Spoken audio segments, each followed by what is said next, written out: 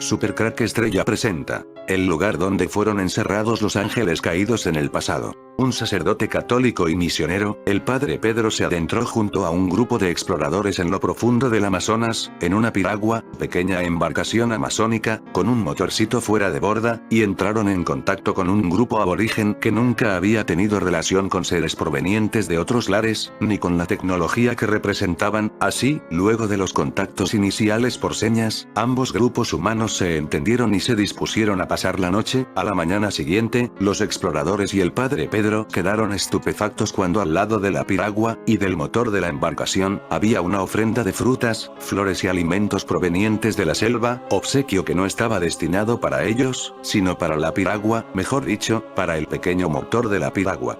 Los aborígenes estaban convencidos que el motor era un ser viviente y una deidad. Más tarde, explicarían que ellos creían que ese enviado de los dioses, el motor, había traído a sus navegantes como querubines para favorecerlos y protegerlos. Aborígenes colocan flores y frutos al motor ser viviente para ellos. La ofrenda fue porque suponían que el motor, o este diminuto dios, estaba enojado, y por ello bramaba o rugía, haciendo referencia a cuando el motor estaba encendido. Para los nativos, era imposible suponer que algo pudiera tener un sonido como un motor prendido y menos que se moviera por sí mismo, sin ser un ente viviente.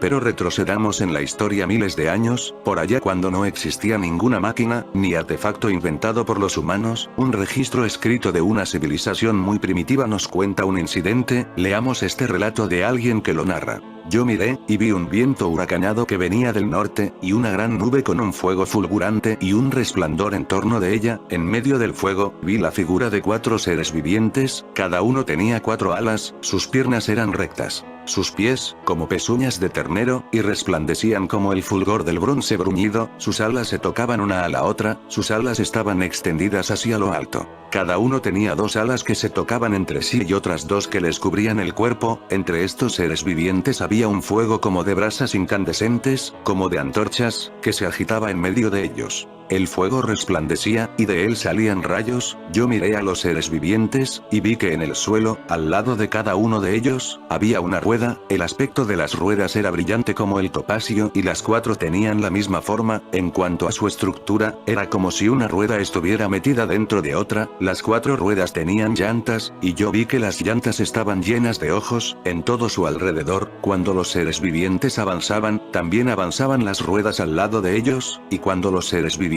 se elevaban por encima del suelo, también se elevaban las ruedas. Ellos iban a donde los impulsaba el espíritu, y las ruedas se elevaban al mismo tiempo, porque el espíritu de los seres vivientes estaba en las ruedas. Cuando ellos avanzaban, avanzaban las ruedas, y cuando ellos se detenían las ruedas.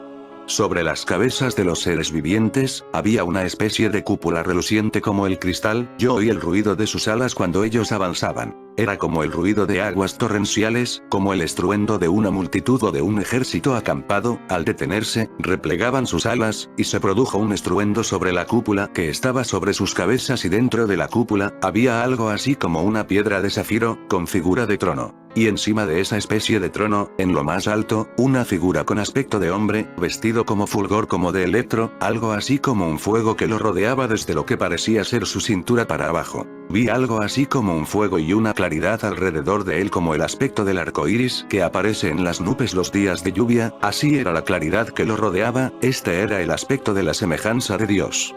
Al ver, caí con el rostro en tierra y oí una voz que hablaba. Quien lo relata es Ezequiel. Lo pueden leer en la Biblia en el libro de Ezequiel, capítulo 1, versículos 4 al 26. Obviamente, este ser humano remoto, Ezequiel, tuvo un encuentro con seres diferentes que venían sentados en sus puestos de pilotos, dentro de una cabina, con trajes espaciales, en una nave con alas y motores que producían el ruido de aguas torrenciales o el estruendo de una multitud, y tenían ruedas con rines y tuercas. Era como si una rueda estuviera metida dentro de otra, y yo vi que las llantas estaban llenas de ojos. En medio del fuego, vi la figura de 4 seres vivientes. Ezequiel capítulo 1 de la Biblia. ¿Cómo lo describiría un aborigen si viera naves o aviones contemporáneos?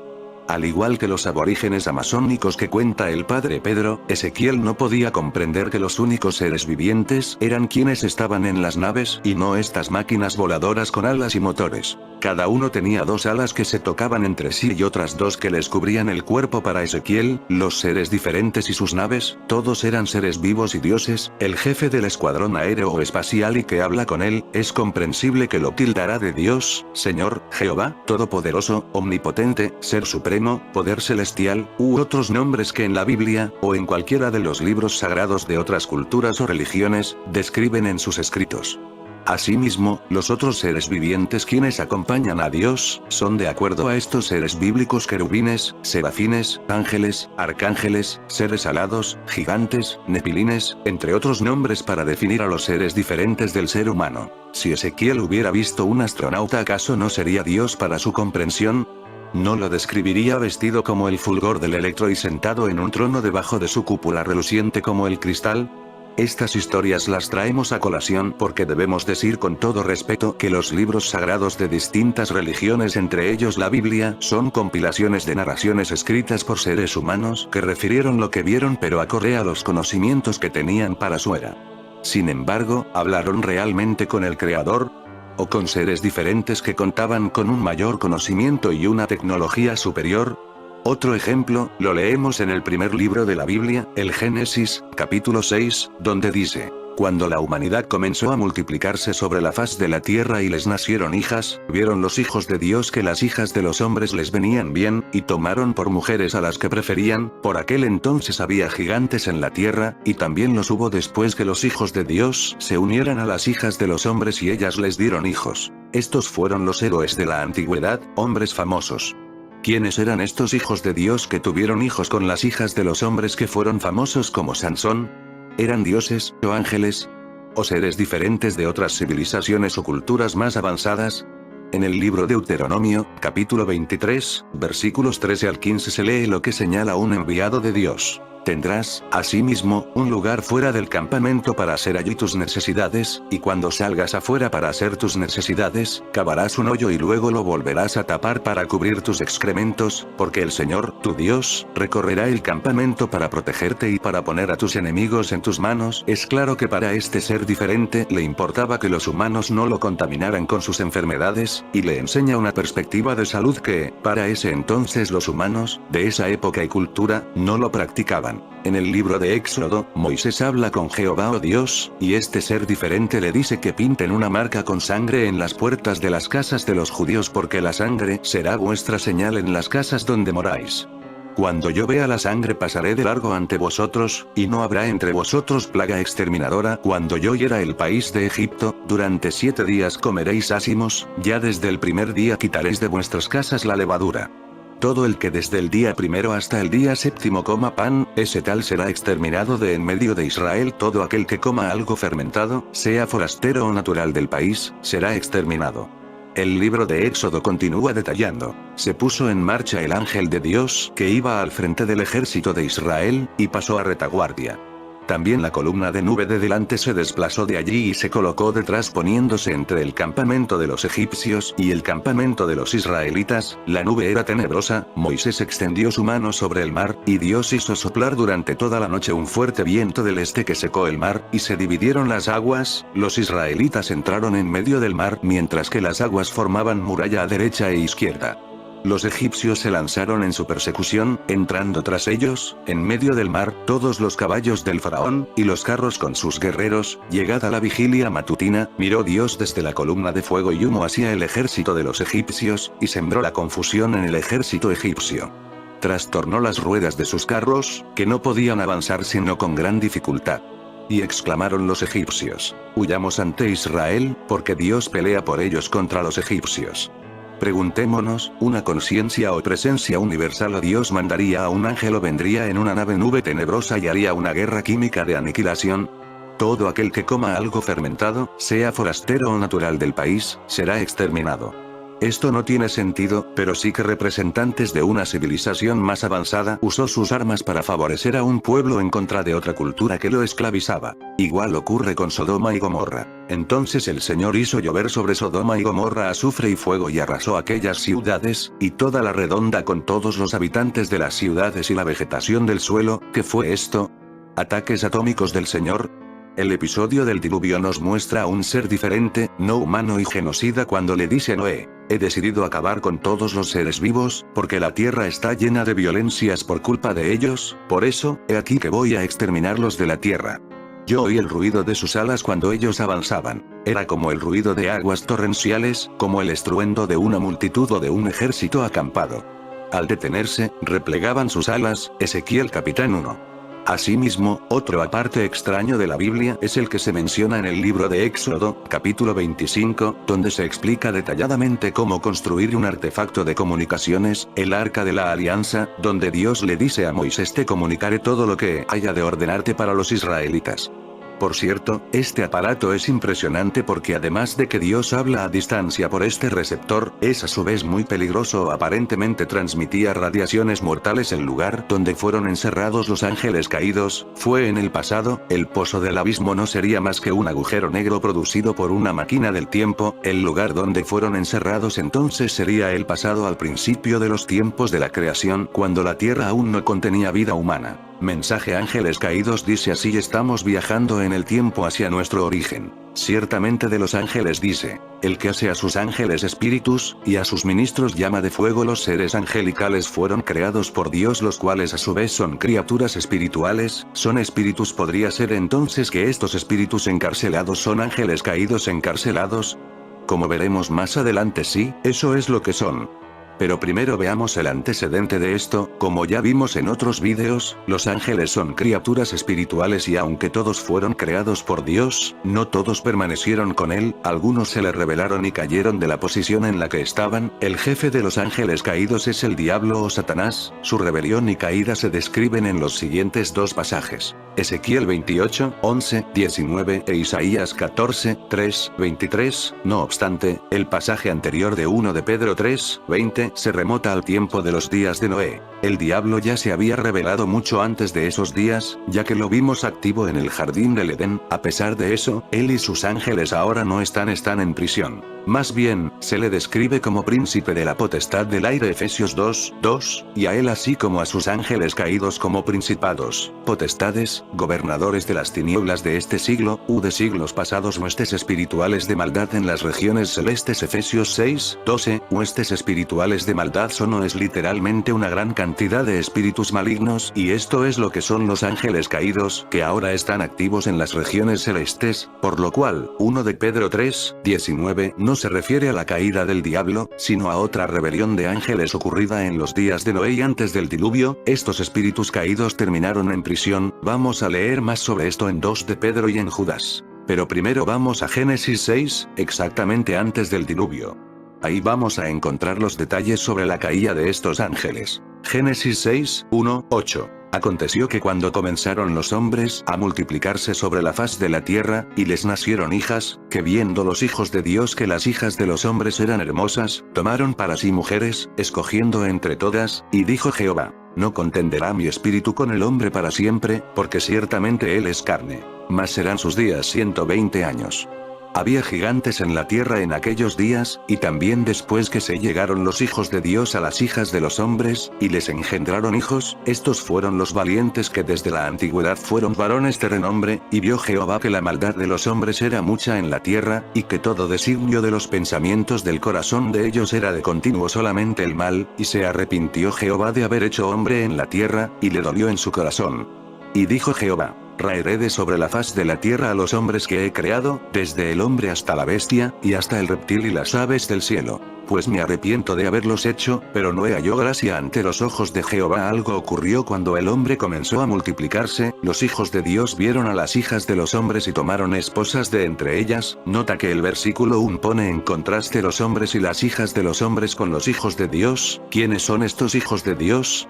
El poder llamarse hijos de Dios no era posible en la época del Antiguo Testamento. Aunque a los creyentes del Nuevo Testamento se les dio la autoridad de ser hijos e hijas de Dios al creer en el Señor Jesucristo y en su resurrección de entre los muertos, el término hijos de Dios se usa 3 veces más en el Antiguo Testamento además de en Génesis 6, en todos los casos denota criaturas angelicales. Veamos estos acontecimientos, todos del libro de Job.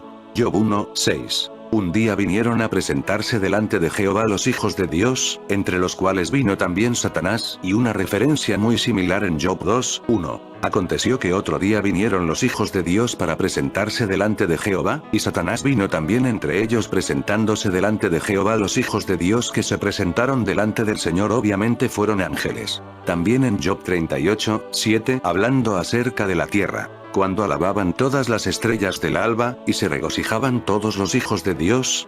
Lo que Job 38, 7 describe, se refiere a la creación de la tierra cuando todavía no había seres humanos presentes, sino los hijos de Dios, los ángeles, estaban presentes y gritaban de alegría. Esta podría ser la época del pasado donde están encerrados. Llevados allí al pasado en un viaje en el tiempo. En pocas palabras, los seres de Génesis 6, 1 no eran seres humanos. Porque si no, no se hubieran puesto en contraste con las hijas de los hombres, no había, ni hay nada malo o extraño para los hombres en casarse y tener hijos. Pero no es esto lo que sucede en Génesis 6. Lo que tenemos en este pasaje es que seres no humanos, seres angelicales, hijos de Dios no hijos de hombres, vieron a las hijas de los hombres, las desearon y además tuvieron hijos con ellas. Como la Biblia dice en Génesis 6, 4, el resultado de esta unión fueron los gigantes, una raza de seres que Dios no había creado ni tenía la intención de crear, sino que fueron, en cambio, producto de esta unión impía entre ángeles y humanos. Noé estaba presente en aquellos días.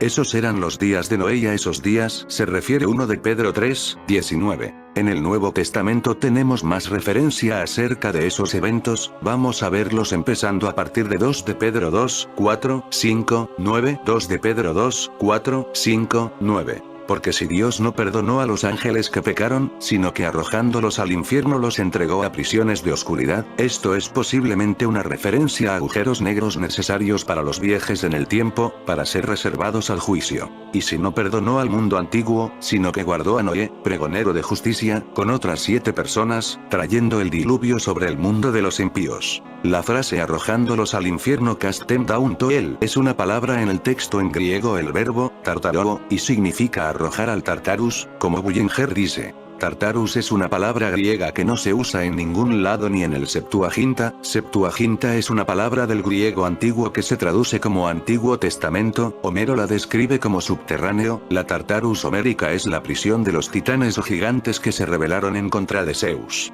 De Companion Bible, Appendix 131, y como Vine también explica. El verbo tártaro traducido como arrojar al infierno en 2 de Pedro 2, 4 significa consignado a Tartarus, lo cual no es ni Sheol, Seol, ni Hades, Hades, ni infierno, sino el lugar donde aquellos ángeles, cuyo pecado especial al cual se refiere este pasaje, están confinados o sea están reservados al juicio. La región se describe como fosas de oscuridad. Lo que bien podría ser agujero negro. ¿Qué es realmente un viaje en el tiempo? Como ya hemos visto, según el punto de vista secular es penetrar el muro entre nuestra dimensión y otras dimensiones. De acuerdo con los físicos hay como 10 dimensiones, o tal vez más. La Biblia describe exactamente la misma idea estructural, pero esto no debe sorprendernos, dado que es el manual que nos ofrece el Creador del universo. Tal vez la verdad más fundamental de nuestra existencia, es que Dios se encuentra fuera de los muros dimensionales de nuestro mundo. Está más allá del largo, ancho, alto, tiempo, o cualquier otra dimensión que los matemáticos o científicos puedan descubrir, ya que hizo todas las dimensiones, es el creador y puede viajar a través de ellas libremente. Si el viajar en el tiempo, es como crear una especie de túnel entre dimensiones paralelas, entonces, si se cuenta con el poder suficiente, es posible dar un salto en el tiempo. Dios sí tiene ese poder, asimismo se encuentra más allá de lo que se conoce como línea del tiempo, mientras que nosotros estamos, o sobre la línea, o dentro de ella. Dios está afuera y declara con claridad que puede ver cualquier parte del tiempo, conforme le plazca. Acordaos de las cosas pasadas desde los tiempos antiguos. Porque yo soy Dios, y no hay otro Dios, y nada hay semejante a mí, que anuncio lo por venir desde el principio, y desde la antigüedad lo que aún no era hecho. ¿Qué digo? Mi consejo permanecerá, y haré todo lo que quiero. Isaías 46, 9, 10. En su famosa exhortación a Israel, Dios les pide que recuerden todo lo que ha hecho por ellos. No solo eso, se declara a sí mismo como el Señor del tiempo. Aquí, amablemente le suplica a Israel que recuerde las cosas pasadas desde los tiempos antiguos, refiriéndose con eso a las cosas de la eternidad, representadas por la palabra hebrea olam. El Señor le dice a Israel que recuerde lo eterno, no los ídolos transitorios de esta tierra, declara que es el principio y el fin, como lo afirma Génesis 1:1. En el principio creó Dios los cielos y la tierra. Desde nuestra perspectiva, el Señor está hablando de una línea de tiempo, mientras que desde su punto de vista, los elementos a lo largo de esa línea, son solo aspectos de un propósito mayor. Como es el Creador, puede aparecer en cualquier parte a lo largo de la línea que llamamos tiempo, es decir, que mientras permanece en su dimensión natural, puede penetrar y colocarse en cualquier punto, cosa que nosotros no podemos hacer. Él es único, es quien define el universo, quien lo origina. Además, declara los eventos redentores de nuestro mundo, desde la historia más antigua hasta el futuro más distante. Su propósito se cumplirá y su deseo prevalecerá. Como Señor del tiempo, puede viajar a cualquier punto en la historia, pasado, presente o futuro. De hecho, no tiene que desplazarse de un sitio a otro, porque está omnipresente en todas partes al mismo tiempo. En un sentido real y verdadero, el punto de vista bíblico de los viajes en el tiempo, es simplemente otra opinión de Dios. Poniéndolo en otra forma, para poder viajar en el tiempo, es necesario que se nos permita hacerlo, porque es Dios quien guarda las puertas del tiempo, el plan redentor. Mientras el hombre secular puede especular acerca de los viajes interdimensionales, de hecho está omitiendo la parte más importante de la fórmula, que es el propósito de la línea de tiempo de Dios. La historia de nuestro universo hasta donde se nos ha permitido ver, está dedicada a la redención y restauración. Pero, ¿de dónde sacó el hombre la idea de viajar en el tiempo? La inspiración provino de la Biblia. Moisés y otros profetas del antiguo Israel, demostraron una y otra vez que había un futuro discernible. Por medio de ellos, el Señor también se declaró a sí mismo como el Dios que vive por la eternidad. Los sacerdotes de la antigüedad declararon en sus rollos, que el pasado lejano y el futuro distante, estaban unidos por el propósito de Dios. Incluso los antiguos sabían de los viajes en el tiempo. Hoy, al tener la Santa Biblia en nuestras manos, nos damos cuenta que en ella tenemos el único vínculo verdadero en el mundo con esa línea del tiempo. Solo la Escritura retiene la filosofía correcta de la historia, y solo la Biblia, al narrar el recuento de los nuevos cielos y la nueva tierra, presenta el resultado final de este universo. El principio primordial de toda la creación es rectificar la destrucción que se inició cuando el dragón antiguo, Satanás, trastornó el orden celestial. Su rebelión provocó oleadas de destrucción que se propagaron en todas las direcciones, incluyendo la Tierra. En un sentido bien real, la línea de tiempo que comienza con la creación y finaliza con la perfección, existe solo para satisfacer el propósito de Dios. El hombre secular no puede ver esta verdad. Su visión y propósito no es seguir al Creador sino asumir el papel de Dios.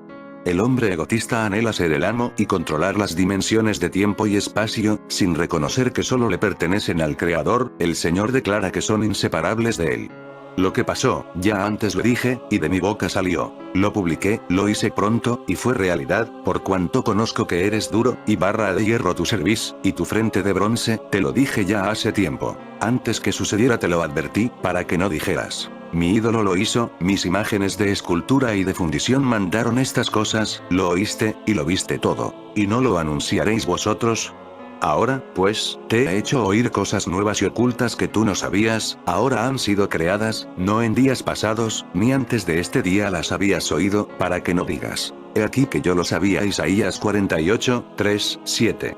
En esta afirmación, el Señor desea que Israel sepa que Él y solo Él, es el Dios de la historia, no un ídolo falso. Desde tiempos inmemoriales, los hombres han intentado atribuir la obra del Creador a varias ideas falsas. Algunas veces esos conceptos son filosofías, otras religiones y en ocasiones la ciencia. Sea lo que fuere, la realidad es que son formas de remover a Dios de la causa central del universo. La Biblia nos dice, que Dios es tanto creador como consumador, el alfa y la omega, el alef y el taf. Adán como viajero del tiempo. En la Biblia es mucho lo que se habla sobre viajes en el tiempo, pero como veremos, siempre es con un propósito, nunca se hace a la ligera, siempre se lleva a cabo con miras hacia el futuro. Algo interesante es que no encontramos un solo ejemplo en la Escritura, de que Dios haya llevado a alguien al pasado. Antes de examinar algunos de los viajeros en el tiempo, debemos reiterar que desde el punto de vista del hombre, el futuro todavía no ha ocurrido. Al intentar ver hacia adelante, el hombre no puede ver nada, solo vacío. Los adivinos, videntes y mediums, a menudo obtienen grandes sumas de dinero con sus reclamos de que pueden predecir el futuro. Sus intentos casi siempre están acompañados por una serie interminable de fallas.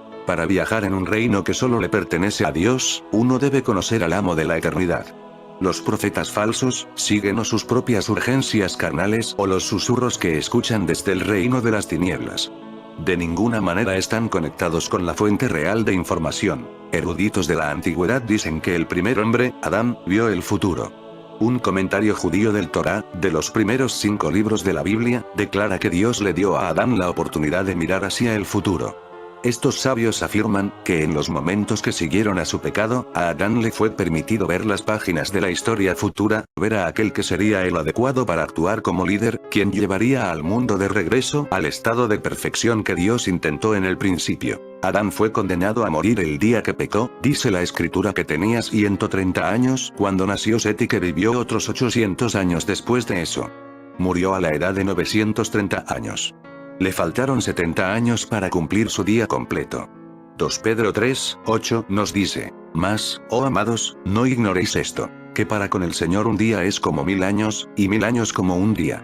Lo cual implica que un día, de acuerdo con la perspectiva de Dios, bien pueden ser 1000 años. Según los eruditos judíos, Adán pudo mirar hacia el futuro y ver que David estaba destinado a llevar a cabo el propósito que le había asignado Dios, aunque aparentemente también observó que viviría solo por un corto periodo de tiempo. Ellos declaran que entonces Adán le cedió a David los 70 años de su propia vida para que pudiera llevar a cabo su misión. Ahora, esta historia no se encuentra en la Biblia, pero así sea verdad o mentira, ilustra el punto de que la eternidad no es algo que yace más allá de la humanidad, sino que se encuentra dentro del hombre de Dios. De tal manera, que la verdadera visión profética es simplemente la habilidad dada por el Señor para mirar a través de la pared dimensional. Así sea que de hecho se viaje corporalmente o simplemente en el Espíritu de Dios, es algo inmaterial. Los hijos de Set. Hay otra evidencia de que Adán viajó en el futuro. Set nació después de la muerte de Abel.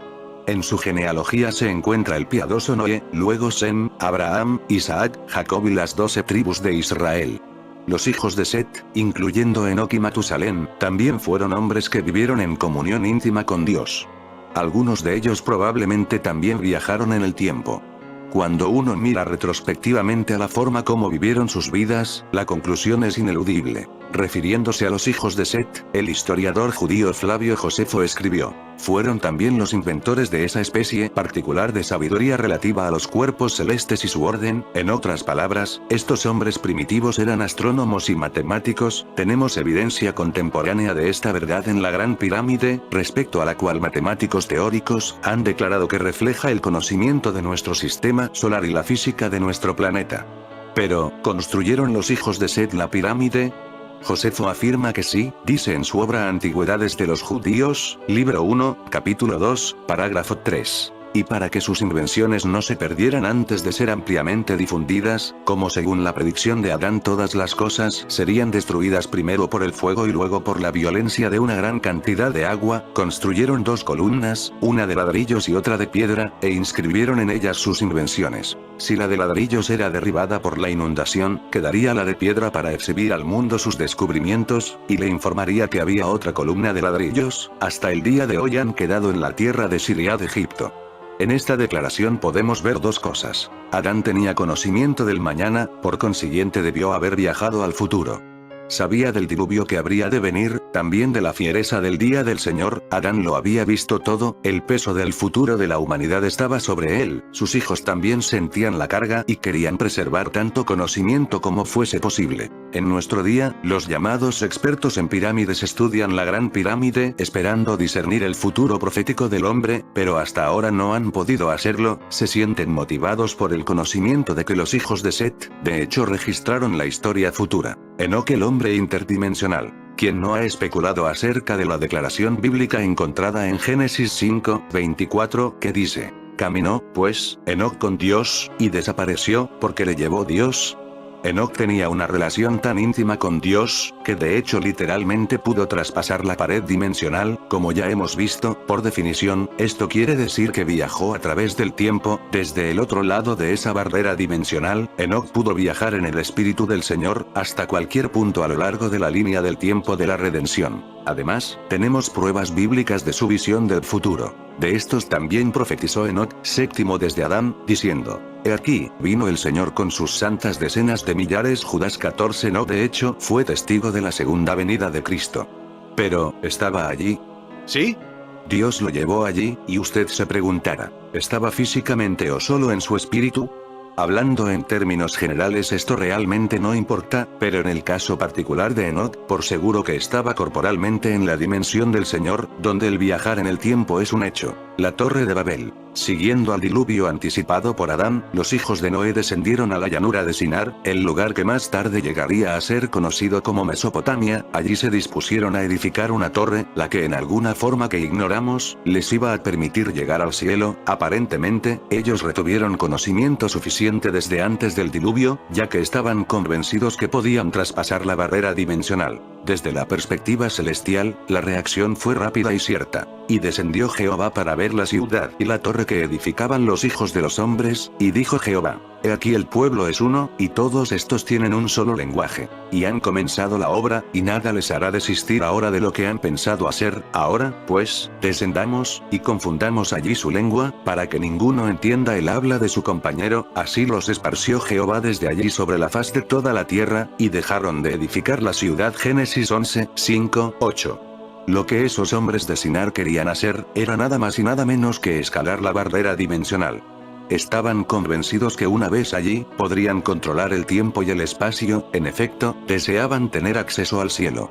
A no dudar, conocían las profecías de Adán, el traslado de Enoc y las columnas edificadas por los hijos de Set. Exactamente lo que quieren hacer en nuestros días con la máquina CERN suiza. El CERN es la Torre de Babel de nuestros días. Estaban intentando con su propia fuerza, ocupar la posición de Dios.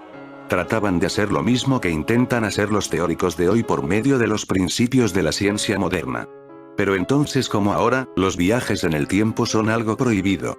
Si los científicos hoy estuvieran un día a punto de alcanzar esta meta, Dios confundiría sus esfuerzos tal como hizo en Babel. El término tercer cielo, a no dudar, se refiere al plano dimensional desde el cual es posible visitar varios puntos en el tiempo terrenal.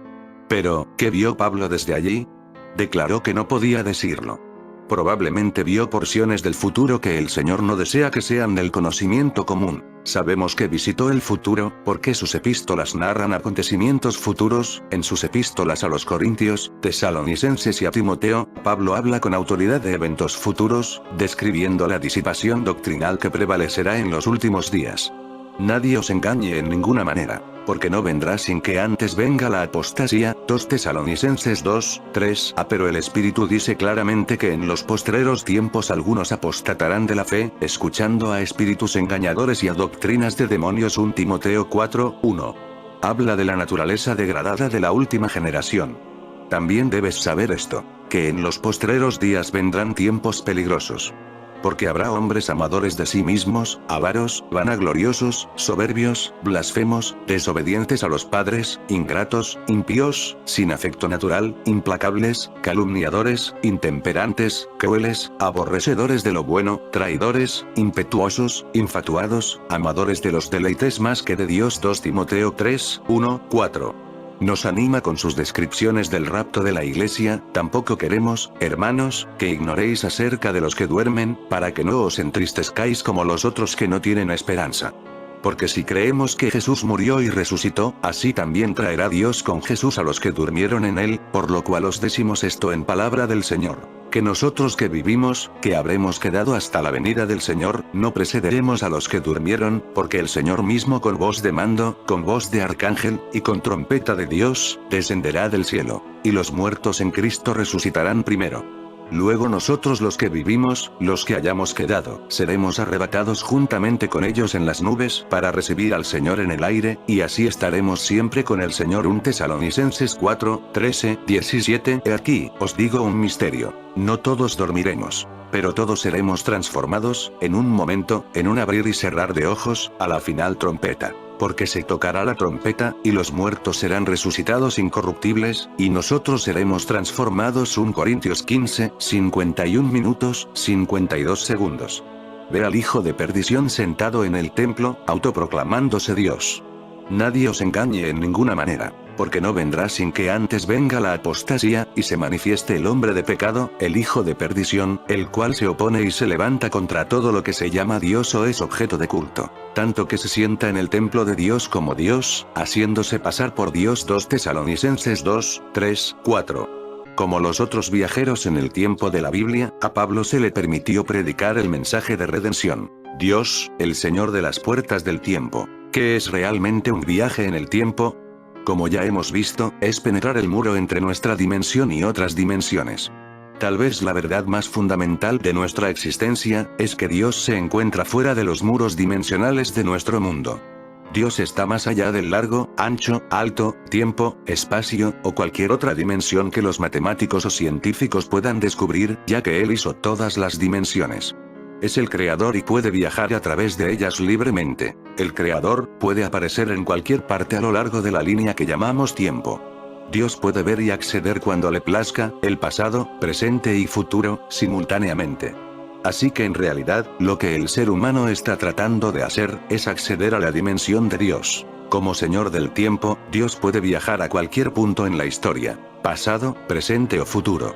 De hecho, no tiene que desplazarse de un sitio a otro, porque está omnipresente en todas partes al mismo tiempo. Poniéndolo en otra forma, para poder viajar en el tiempo, es necesario que se nos permita hacerlo, porque es Dios quien guarda las puertas del tiempo.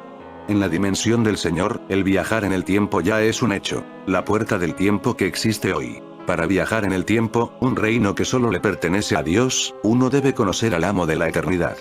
De ninguna manera podemos ver el futuro sin antes estar conectados con el dueño del tiempo, Dios. En la Biblia es mucho lo que se habla sobre viajes en el tiempo. Muchísimas veces Dios revela su plan por medio de palabra directa, sueños o visiones acerca de los sucesos venideros. Cada profecía es un vistazo al futuro. Es un pasaporte privado al plan divino sobre nuestra vida y el futuro de la humanidad. Solo la Biblia nos permite ver el pasado, presente y futuro de la humanidad al mismo tiempo, convirtiéndose en la única puerta del tiempo abierta para nosotros hoy. La Biblia y la oración son puertas del tiempo que le permiten al ser humano entrar y salir, ver el futuro y el pasado, por lo que podemos decir que todos los profetas designados por Dios, bíblicos y actuales, han viajado al futuro, y más que eso, cada uno de ellos lo experimentó. El apóstol Juan literalmente viajó al futuro máximo, al ver el desenlace del fin del mundo, cuando Jesús le mostró el Apocalipsis. Las cartas del apóstol Pablo demuestran claramente que él conocía y había visto lo que pasaría en los últimos tiempos y el rapto de la iglesia. Sin duda él viajó en el tiempo. Elías, José, el apóstol Pablo y Juan, son solo algunos ejemplos bíblicos de viajeros del tiempo. Personas que Dios escogió para mostrarles el futuro en visiones, sueños y profecías, y que luego lo compartieran a todos con el propósito de cambiar los tiempos. Mensaje Ángeles Caídos dice así: estamos viajando en el tiempo hacia nuestro origen. Dios hizo que un gran pez se tragara a Jonás, y este permaneció en el vientre del pez 3 días y 3 noches. Libro de Jonás, 2:1. ¿Sería una nave submarina terrestre o una nave proveniente de otras partes o de otra dimensión de espacio y tiempo? Nosotros, quienes formamos parte de una presencia y conciencia universal, pensamos en que el concepto de Dios tiene que abarcar a todo el universo y no solo a la Tierra. Un verdadero creador no hizo al planeta Tierra y a los seres humanos aisladamente, sí creó vida, fue toda la vida, a todos los seres vivientes de la totalidad del cosmos. Si creó planetas, lo hizo en todo el universo.